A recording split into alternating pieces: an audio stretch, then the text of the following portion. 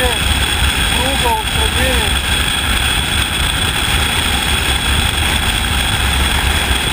Izgleda da je integrisana granica sa rumunske strane, kao i na mostu kod Brusa.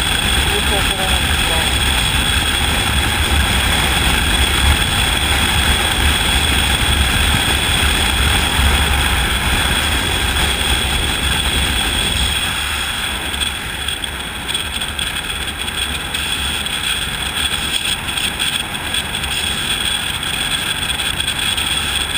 Ovo je prvi most uzvodno na Dunavu od Brusa.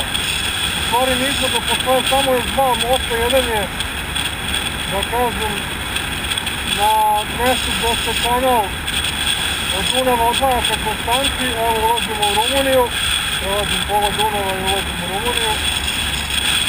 Kod Brusa je ovo je treći. Prvi sledeći prelaz uzvodno je preko brane na Đerdapu, između Rumunije i Srbije.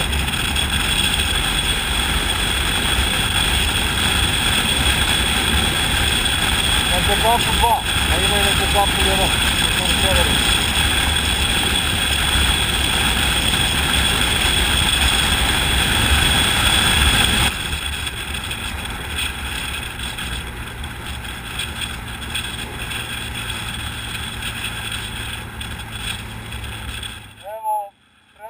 Integrisani granični prelaz rumunsko-bugarski, kao i na mostu kod Brusa i ovde za motore opraštaju putarinu.